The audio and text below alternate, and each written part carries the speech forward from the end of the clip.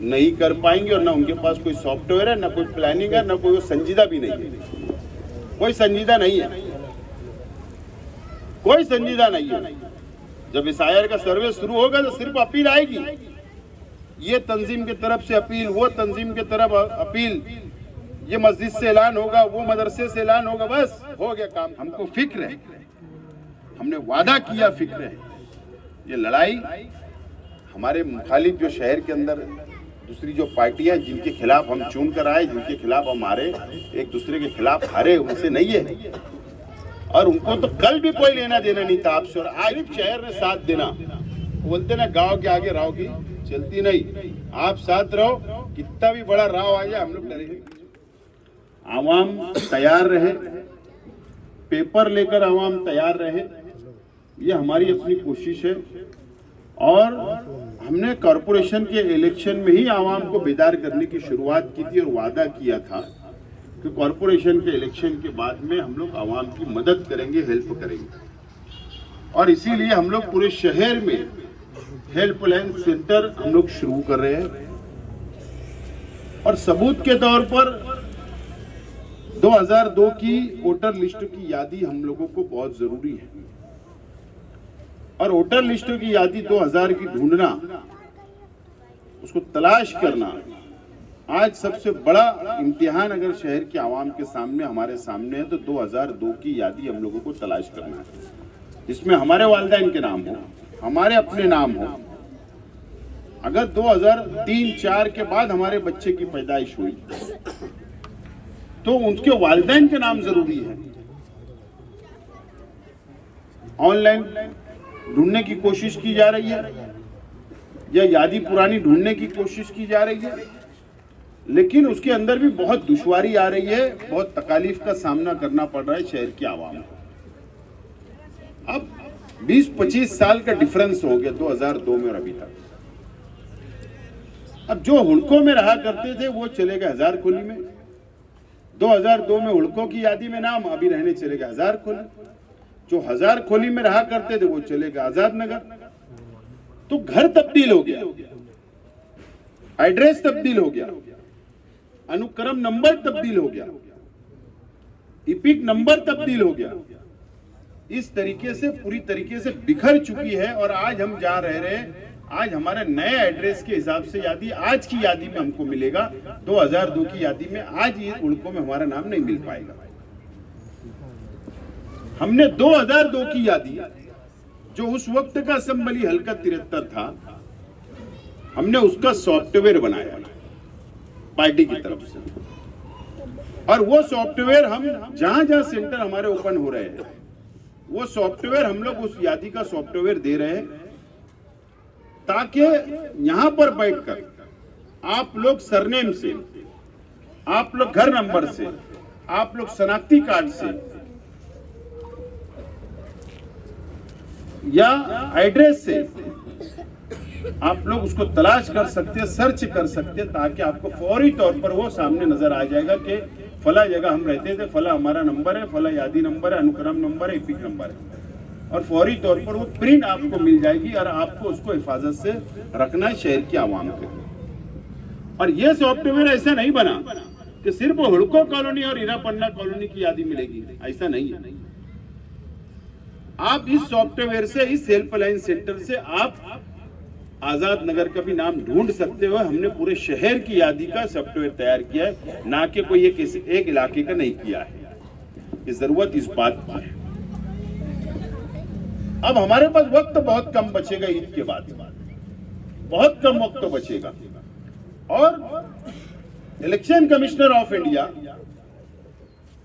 ये एक आजाद है अदारा, लेकिन सरकार के दबाव में, सरकार का इन्वॉल्वमेंट है। सरकार जो बोलती है वो इलेक्शन कमिश्नर ऑफ इंडिया करता है, ये तो जग जाहिर है। मुल्क की अलग अलग सेकुलर पार्टियां जो अपोजिशन में, वो इस बात का खुला ऐलान करती है, आंदोलन करती है, एहतजाज करती है कि इलेक्शन कमिश्नर वन साइड काम करता है। अब मान के चलिए, हमको तो ये तो पता है कि 1 अप्रैल से उसकी शुरुआत हो रही है, लेकिन उसने ये नहीं बताया कि वो 1 महीने में सर्वे मुकम्मल करवाएगा कि 2 महीने में सर्वे। हो सकता है 1 ही महीने का टाइम दे। अनकंप्लीट, मुकम्मल नहीं होगा सर्वे और यादी डिक्लेयर कर दी जाएगी कि महाराष्ट्र का सर्वे कंप्लीट हो गया, और अगर हम सबूत नहीं पेश कर सके, सर्वे मुकम्मल नहीं करवा सके, फिर उस यादी में हमारा नाम नहीं होगा। मेरे पास मोबाइल में है, परसों की बात है, परसों असेंबली हाउस के बाहर, परसों असेंबली हाउस के बाहर मीडिया का एक रूम होता है, ऐसा मंडप वगैरह लगा के पूरा मीडिया वहां होता है। किसी एमएलए को, मंत्री को, मुख्यमंत्री को अगर बयान देना है तो वहां आकर वो बयान दे सकता है। मैं एक प्रेस देख रहा था, किरीट सोमैया और बीजेपी के कई एमएलए उसके साथ खड़े रह के प्रेस कॉन्फ्रेंस कर रहे थे। प्रेस क्या थी? प्रेस ब्रीफिंग क्या थी? की मीटिंग थी और उनको लेक्चर दिया गया, और लेक्चर देकर किरीट सोमैया ने यह समझाया कि आपको कैसे सर्वे कराना है और किसका नहीं होने देना है। इस तरीके की उनको ट्रेनिंग दी गई बीजेपी के एमएलए लोगों को। मेरे पास है, शायद जाबिर शाह ने लगाया, ऐसा मुझे याद आ रहा है। सवाल ये है, और वो प्रेस में ये बात बोलता था कि अब इस मुल्क का वजीर आजम मुसलमान तय करेगा, बांग्लादेशी तय करेगा, इस रियासत का वजीर आला क्या मुसलमान तय करेगा, बांग्लादेशी तय करेगा, कौन तय करेगा? इस तरीके के जुमले का इस्तेमाल, मतलब उनकी साजिश है कि महाराष्ट्र में, मुल्क में एसआईआर का सर्वे मुकम्मल ना हो, मुसलमानों के सर्वे मुकम्मल ना हो, और जब वो सर्वे नहीं होगा, नाम यादी से कट जाएगा, तो उसके बाद हम पर वही इल्जाम आएगा जो आज मालेगांव पर आ चुका है। और उसी ब्रीफिंग के अंदर उसने मालेगांव का भी जिक्र किया कि मालेगांव में इतने इतने जन्म दाखिले खोटे बनाकर यादी में नाम बढ़ाए गए। फिर वही इल्जाम आएगा, तुमने तो सबूत ही नहीं दिया, तुम्हारा तो यादी में नाम ही नहीं है, तुम्हारा तो सर्वे में नाम नहीं है। फिर वही बोलेगा ये बांग्लादेशी है, ये रोहिंग्या है, ये पाकिस्तानी है, और उसके बाद क्योंकि उनके पास तो यादी आ जाएगी, तुमको ले जाने की जरूरत नहीं है। अब मान के चलिए आज की यादी में तुम्हारे घर में 10 नाम है और सर्वे तुम्हारे 4 ही लोग का हो रहा, तो 6 तो उनके पास है ना। फिर हमारे ऊपर वो काला कानून, फिर हमारे पर इल्जाम, फिर हमारे पर केसेस हो गए। ये आइंदा की बीजेपी की प्लानिंग है, ये हम लोगों को समझने की जरूरत है। अगर हम हमारे घर की कोई काम, कोई जरूरत है, उसको पूरी करने के लिए फौरी तौर पर तवज्जो देते कि आज ये हमारे घर का काम है,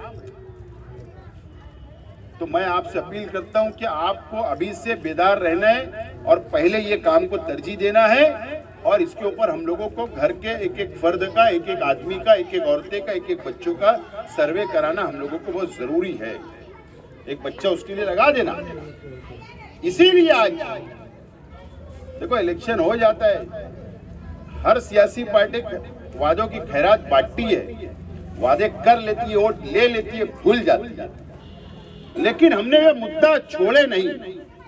हमको फिक्र है, हमने वादा किया, फिक्र है। ये लड़ाई हमारे मुखालिफ जो शहर के अंदर दूसरी जो पार्टियां जिनके खिलाफ हम चुन कर आए, जिनके खिलाफ हम हारे, एक दूसरे के खिलाफ हारे, उनसे नहीं है। और उनको तो कल भी कोई लेना देना नहीं था आपसे, और आज भी नहीं है। ये लड़ाई सीधा सीधा बीजेपी फिरका परस्त पार्टियों से हमारी लड़ाई है। हम बेदार कर रहे हैं, हम संजीदा है, हम फिक्र है। ये शहर को बचाना है, ये शहर को बचाना है। अब यहाँ पर हेल्पलाइन सेंटर खुलेगा तो जलील शाह साहब को जिन्होंने वोट नहीं दिया क्या उनको अकाल देगी क्या? नहीं, इलेक्शन हो गए, बात गई, खत्म। अगर उनके हमारे खिलाफ कभी आदमी आएगा तो ये उसका हेल्प करेंगे, ये हमारी पॉलिसी रहेगी। हम सब की मदद करेंगे। शहर हमारा है, इलेक्शन होगा, देखा जाएगा। इसीलिए मैं कुछ बातें सख्त बोलता हूँ बीएलओ हजरात के बारे में।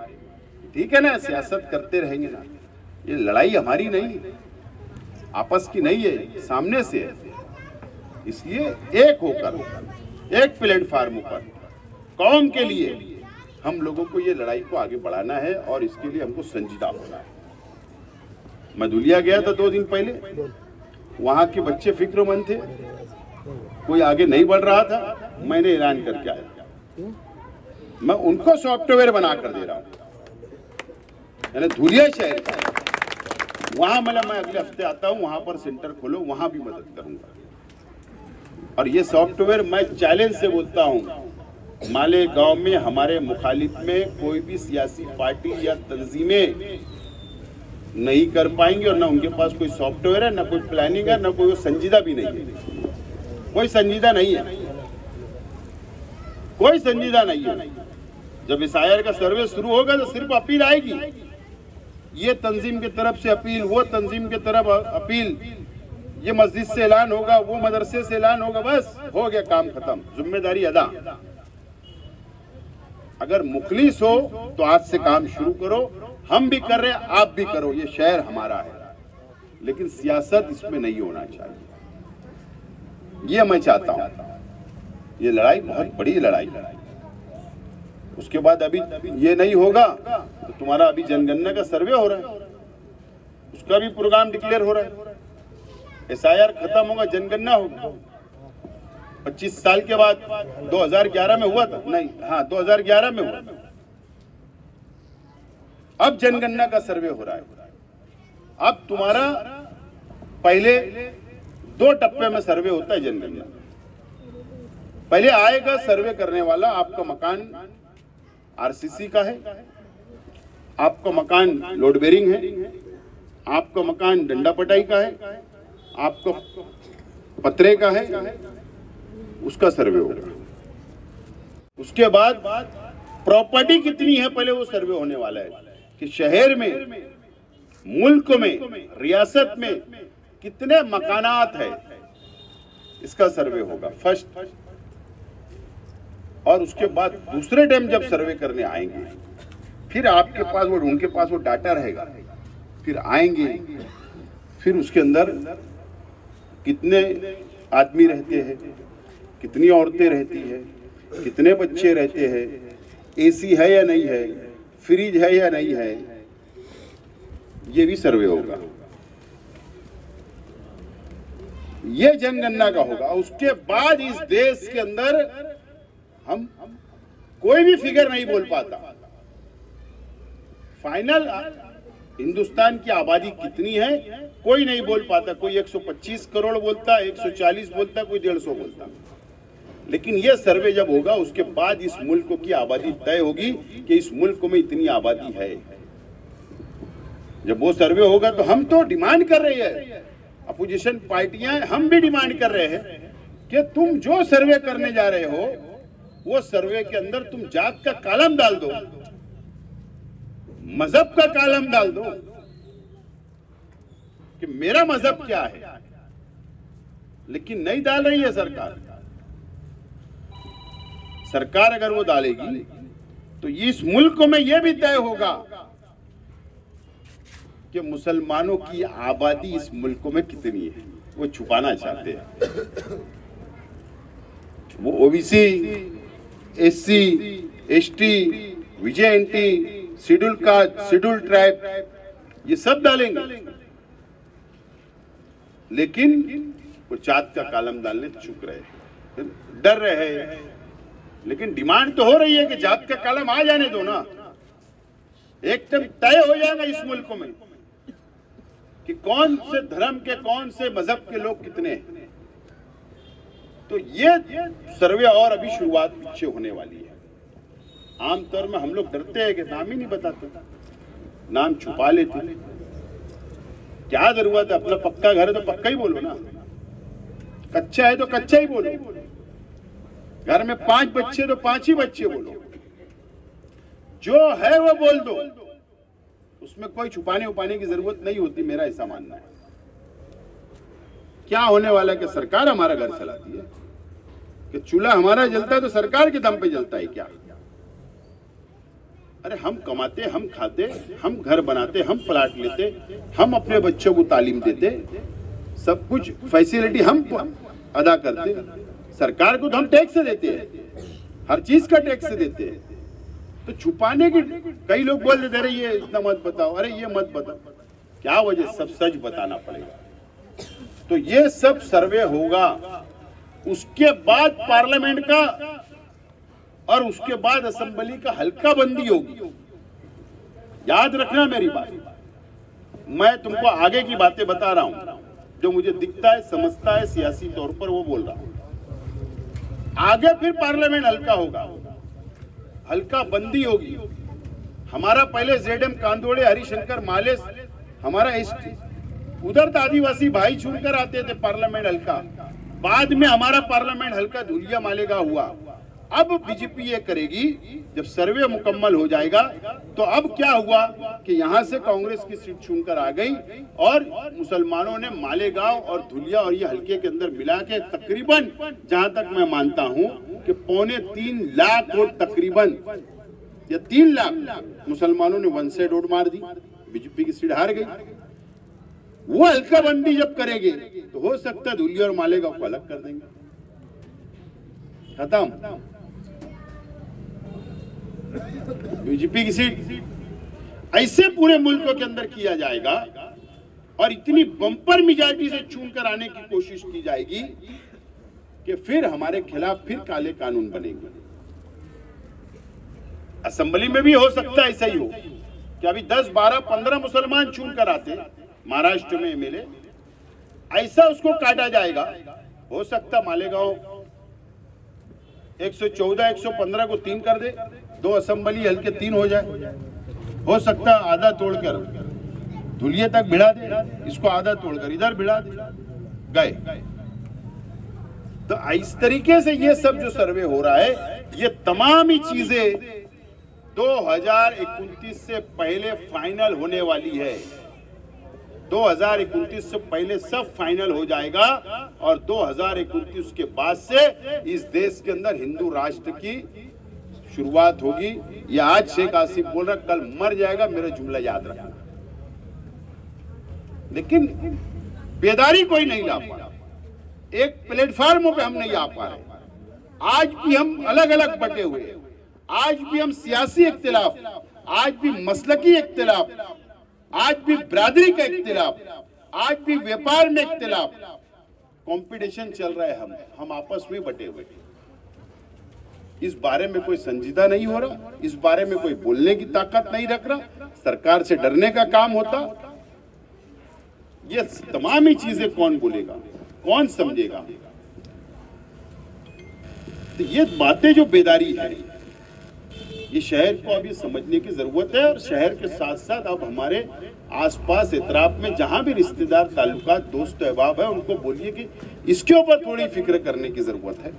मैं तो अपील करता हूं कि हर मजलिस में 2 बात इस पे होना चाहिए कि हमारे को ये सब पेपर की जरूरत है। ठीक है ना, अभी सिर्फ यादी का हम लोग हेल्पलाइन सेंटर शुरू कर रहे हैं, क्योंकि डिक्लेयर यादी नहीं कर रहे इलेक्शन कमिश्नर ऑफ इंडिया कि कौन से पेपर लगेंगे। अभी तक साइट पे नहीं आया है साइट पे, लेकिन पुराना है, जो बिहार में हुआ, जो दूसरे रियासत में हुआ। महाराष्ट्र में तुम क्या करने वाले हो, क्या पेपर लगने वाले हो? जब वो आ जाएगा तो हेल्पलाइन सेंटर भी चलेगा, हमारा मंडप भी रहेगा, कुर्सियां भी रहेगी। हम बड़े बड़े सेंटर लगाकर आवाम की एक एक फाइल की मदद करने का काम भी इंशाल्लाह हम करेंगे। तो मैं इसलिए आज यहाँ पे थोड़ी लंबी तकरीर करा हूँ, क्योंकि यहाँ बैठा हुआ शख्स अपने आप में अंजुमन है। आप संजीदा हो, आप समाज में असर रसूख रखते हो, आप पढ़े लिखे हो। आप इस बात को हमको और नौजवानों को आगे बढ़कर, हमारा अल्लाह का करम है, नौजवान बहुत फास्ट है, सोशल मीडिया के साथ जुड़ा हुआ है, पढ़ा लिखा है, उसको मुल्क की, दुनिया की सियासत समझ रही है। आज हर शख्स ईरान की और अमेरिका की और इजराइल की जंग देखता है। सब जुड़े हुए हैं, लेकिन हम लोगों को इस जानिब भी तवज्जो देने की जरूरत है। एकदम सिंपल काम है। अगर प्लानिंग हो कि हुड़कों के अंदर 5 ग्रुप तैयार हो जाए, 2-2, 3-3 गली बांट ले, 4 दिन का भी काम नहीं है तुम्हारा, लेकिन इसके लिए हमको कुर्बानी देना पड़ेगा। और कुर्बानी लगेगी, वक्त लगेगा, रुपया लगेगा, उसके लिए हम लोगों को संजीदा होने की जरूरत है। इसलिए जो हमने कॉरपोरेशन में वादा किया था कि हेल्पलाइन सेंटर की शुरुआत आज यहाँ हो गई, निहाल हाजी की हो गई, अज्जू भाई की हो गई, अभी और होने वाली है। अभी मैं दरेगांव में भी कर रहा हूँ, मैं हिंदू भाई का भी ख्याल रख रहा हूँ, मैं कैंप रोड के ऊपर भी करने जा रहा हूँ, क्योंकि उस वक्त 73 असेंबली हल्का कैंप समक्सेर इसके साथ जुड़ा हुआ था। 2002 में हमारा असेंबली हल्का उधर जुड़ा हुआ था, तो उनकी भी यादी में सॉफ्टवेयर में नाम आएगा, हम उनकी मदद करेंगे, बुराई क्या है, हम वहां भी सेंटर खोलेंगे हमारी पार्टी का। लेकिन पूरे शहर के अंदर बेदार होने की जरूरत है। इसीलिए आज जलील हाजी साहब ने 2-3 दिन से बात चल रही थी, फिर मैंने आज फौरी तौर पर उनको कल रात में बोला कि आज कर लो इफ्तिदा, तो इसीलिए आज इफ्तिदा हो रहा है। मैं मुबारकबाद देता हूँ, शुक्रिया अदा करता हूँ और आपसे अपील करता हूँ कि इस हेल्पलाइन सेंटर से आप लोग फायदा उठाएं। और निहाल हाजी साहब को हाउस लीडर पार्टी की तरफ से कॉरपोरेशन में बनाया गया, मैं मुबारकबाद पेश करता हूँ। और जलील हाजी इनकी वालदा मोहतरमा को स्टैंडिंग कमेटी का रुकन बनाया गया, मैं मुबारकबाद देता हूँ। तायरा शेख रशीद साहिबा को उनको अभी महिला बाल विकास चेयरमैन बिन विरोध चेयरमैन बने। उसके बाद वाइस चेयरमैन सलमा शफीक आर्गन, जो तुम्हारे मोहल्ले के मुझे लगता है पहले यहाँ रहते थे, बैठे पहले यहीं रहते थे, अभी उनको वाइस चेयरमैन बनाया गया। और एजाज बेग साहब को हमने मेयर इलेक्शन में वादा किया था कि आपको स्टैंडिंग चेयरमैन का ओहदा दिया जाएगा, तो अल्लाह का करम है कि तमाम ही लोगों से जो अभी हमने ओहदे के वादे किए तो पूरे हुए। तो मुबारकबाद तमाम ही ओहदेदारान को पेश करता हूँ। 1-2 दिन में सलीम भाई अनवर साहब की भी ऑफिस के इब्तिदा होगा। तो बोलने का मतलब एक अच्छा टीम वर्क हम लोग तैयार कर रहे हैं और टीम वर्क के साथ में हम लोग काम करने की कोशिश कर रहे हैं और इस शहर को आगे ले जाने की कोशिश कर रहे हैं। मैं अभी कल मैंने एक बयान दिया था बजट के ताल्लुक से। यकीन जानना कि मैं तो चाहता हूं कि शहर के चार्टर्ड अकाउंटेंट जितने सीए, मैं उनकी मीटिंग बुलाना चाह रहा हूं कि बजट कॉरपोरेशन का बजट ऐसा उनके सामने रखना है। यकीन जाना सियासत की मुझे कोई परवाह नहीं है, हारा हुआ इंसान हूं, इससे ज्यादा कुछ नहीं होगा बुरा। लेकिन ये प्रशासक राज में ये शहर का जो वाटोला हुआ, ये शहर जो खोखला हो गया, शेख आसिफ बोलेगा तो सियासत नजर आएगी, कारपोरेटर बोलेंगे तो सियासत नजर आएगी। शहर के तमाम ही सीए चार्टर्ड अकाउंटेंट ने वो बजट लेकर बैठना और हमको बताना कि ये शहर का क्या हुआ। पूरी तरीके से खोखला हो चुका है बजट, शहर को पिछड़ा करने की पूरी साजिश हो चुकी है। मैं रोजाना 1-2 घंटा बैठ रहा हूं बजट कॉपी लेकर, जब से बजट आया कि क्या है ये खाली डब्बा सिर्फ हमारे हाथ में मिला है। इस शहर का विकास कैसे होगा, शहर का डेवलप कैसे होगा, बात वो नहीं है। हम तो बनाएंगे बजट, जिम्मेदारान को लेके मैं बैठूंगा, उनको मशवरा दूंगा, लेकिन जो साजिश रची गई थी, मैं अल्लाह का शुक्र अदा करता हूं कि हमारे पास इख्तिदार आया। अगर किसी के पास चला जाता तो ये शहर बहुत पीछे हो जाता, लेकिन सही वक्तों पे हमारे हाथ में आई है और इंशाअल्लाह हम उसको बैठकर बहुत अच्छे ढंग से बनाने की कोशिश करेंगे। हमारे उहदेदारान, मैं उनके पीछे खड़ा हूं। ये शहर को हमको आगे ले जाना है। मैं भी यहाँ आया, लेट हो गया। मैं मेरे घर से निकला नूरबाग से, नए ताज मॉल के पास ट्रैफिक में जाम था। कहाँ तक जाम थी ट्रैफिक? ब्रिज तक। मैं वापस रिक्शा पलटाकर हजार पुलिस से होता हुआ अंदर से आया। ट्रैफिक इतनी बढ़ गई शहर में, उसका प्लान करना है। मैंने फ्लाईओवर ब्रिज अभी हमको और एक जरूरत है शहर में, बहुत सारी चीज को एक प्लानिंग के तहत ये शहर को हमको आगे ले जाना है। तो मैं ये तमाम चीजें आप लोग समझना पड़ेगा। हर वक्त सियासत सियासत सियासत हावी, कुछ नहीं होने वाला है। ये शहर का कोई भला भला होगा नहीं, किसी को कोई लेना देना नहीं है। जाति मुफाद का राजकारण ये शहर में हमेशा चलते आया है, लेकिन अब उससे ऊपर उठकर हम लोगों को सियासत करना पड़ेगी। और अब शहर का तामीर, शहर की तरक्की हम लोगों को समझना पड़ेगा। आज भी मुझे बताओ ना, तुम खड़की रोड पर चले जाओ, दरेगांव निकल जाते, क्या हालात है, लोग कहाँ कहाँ घर बना के रह रहे हैं। अरे इंसान है, उनको क्या बुनियादी सहूलत नहीं लगी? लोग हाईवे पे चले गए, मालदे में हाईवे की उस साइड चले गए, गुर्बत की वजह से गए ना। लेकिन कॉर्पोरेशन में वोट है, उनकी बुनियादी सहूलत कौन सोचेगा? हम तो शहर में रहते हैं, ठीक है, या 19-20 समझा जा सकता। ये तमाम ही चीजें बहुत सोचना और समझना है। पानी कैसे पहुंचेगा, पैसा कहां से खड़ा होगा, उनको बुनियादी सहूलत कैसे मिलेगी, ये तमाम ही चीजें बहुत कांटों भरा ताज कॉर्पोरेशन का इक़्तिदार हमारे को मिला है। लेकिन इंशाल्लाह हम लोग आगे बढ़ेंगे। सिर्फ शहर ने साथ देना, बोलते ना गांव के आगे राव की चलती नहीं, आप साथ रहो, कितना भी बड़ा राव आ जाए हम लोग डरेंगे। शुक्रिया।